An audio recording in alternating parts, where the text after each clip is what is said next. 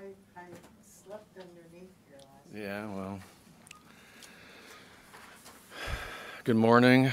The Hamilton County Grand Jury has just returned an indictment against Jamal Killings and Deontay Baber for the March 24th murder of Jamie Urton. Both, if convicted, face life in prison. And one is in custody. Baber is at large. We have, along with Crime Stoppers, this office has put up an additional $5,000 that the $2,500 that Crime Stoppers put up. So right now the reward for him is at $7,500, and I want to say a couple things about this crime and how totally disgusting it is. First of all, this is on film. This is on video, which we will not be releasing. Back in the old days, before you guys all sued me, I probably would have played it. But now that you set the table, we're not playing it. Anyway, this whole thing's on video. And what strikes you is a couple of things. First of all, after the 4-year-old is struck, and at no fault to our victim here, by the way, and you'll see his view was totally blocked. The father, Killings, you would think your first instinct would be to run to your 4-year-old. No, his first instinct was to go to the car, open the door, and start beating the driver. The second thing is even more disturbing, and that is when Baber then approaches the car, and according to we had a passenger in that car. He was African American, and Baber told him to get out of here. You're not white. And then opened fire on our victim, shooting his gun 5 times. People may ask why we haven't charged ethnic intimidation in this case. It's very simple. It's a misdemeanor. We've charged him with murder. He faces life in prison. Believe me when I tell you this. If there was any way I could have sought the death penalty for this individual, I would have done it. But we don't have any death specification that fits. So, any questions? We had heard that the passenger in the car also was trying to calm people down and trying to end it before it started. Is that true? I think it is true. As you all may know, the individual who was shot to death worked at the Home for the Blind. And this individual, the passenger, had glaucoma, and they were just going to lunch when this happened. And I got to tell you, it is disgusting to see something like this happen. I mean, it is for somebody to be targeted, and I've had it the other way, where I've had black people targeted because of their race. And I don't care which way it goes, it is profoundly disgusting that somebody would do something like this. And he should rot in jail. So this is a racially motivated murder. I think it was, with the kid who was fine. The kid was fine. Right. He had some scrapes, bruise maybe. So does it appear to be a racially motivated murder, or does it have to do with the kid, have to do with... I think it fed in, you know, who can rationalize this behavior? I mean, really. Who does that? First of all, your kid gets hit. Why aren't you going to your kid? Why do you let the kid lay in the street and go open a car door and start beating the guy up. I mean, and then this guy comes out from nowhere and just opens fire on him. And he tells the passenger, "Get out of here. You're not white." It is. I mean, we've had a run of pretty horrific cases lately. This thing here is, I don't know.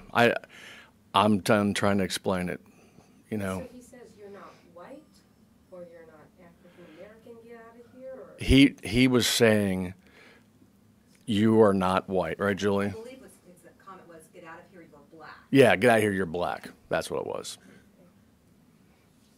The video. Can you? Since we can't see it, could you try to take us through what you can tell us about the video?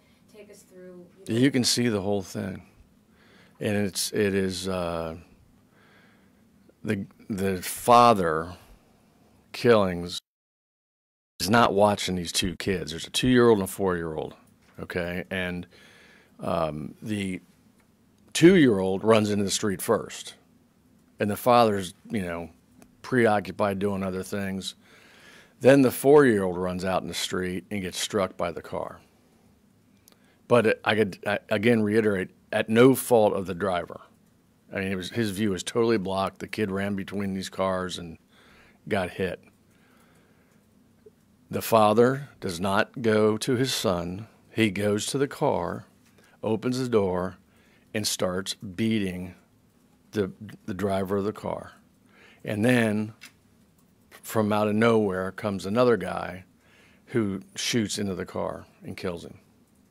So they're related. They know each other. I don't know their relationship. I just hope now that we have an indictment, we can get a fugitive warrant on the federal system and hopefully find him. Also, we talked about this before, killings, when he's on 911, he's taking that as a moment to brag to his son that they killed, I'm your dad, I got your back, we killed him, as if almost... Right, who brags about that? Who brags about that? Right. The mentality involved in this crime is unfathomable. I mean, it's unbelievable that somebody would act like this. We previously reported that an attorney, I'm not sure, a local attorney was driving down that street. I mean, have you heard it? He was driving down the street and was caught in the middle of a shootout. Yes, I've heard about that. Other incidents going on? This is not a good neighborhood. So you talk about this we're an unusual mentality, but then we have Cameo, and we have the Brianna Benson, as you showed us, allegedly turning her car to. You talk about There's no allegedly about it. She did it. When you're talking about that mentality, it doesn't stand alone. It's frightening. And I said this before. The unfortunate part is the driver stopped to make sure the kid was okay. That's, just so frightening to me. And the reality is, in that neighborhood, I wouldn't stop. I'd be driving to the police department and telling them what happened. Anyway, yeah, go ahead. Intent apply to this because Killings was not the one who physically shot. He was complicit in the murder. He's the one that opened the door. He's the one who started the beating. Probably rendered him semi-conscious. And when he was shot, he wasn't able to put pressure on any wound or anything like that. So he's complicit in it. I will say this, he has gotten religion recently and he's cooperating. So when he said that he turned himself in, did he change his story and say that he wasn't the one to physically kill him? Is that what he was saying? If you assist or aid in the commission of a crime, you're equally as guilty in Ohio. So this is not a case of transferred intent. He was part of this. And, you know, we'll see how the case develops. In my mind, first of all, Killings is an idiot for doing what he did. Secondly, the real bad guy is the guy who shot him. So we'll see if Killings wants to cooperate. He wasn't cooperating with us before. But apparently a murder charge gets your attention. Do you have any idea where Baber is from, or was he hanging there, or what did he? He's a drug dealer. We understand from the police. I mean, neighborhoods or cities. I mean, we could put. I don't know. that story in They other cities. they are. I know what cities they're looking for him in, but I don't want to say it here. They're actively looking for him. And you're going to lose $2,500 of Crime Stoppers money if they find him. So I hope they get him. I hope they get him, because this is not a good person. And he needs to go away forever. Okay, thank you. Thank you, Mr. Peters.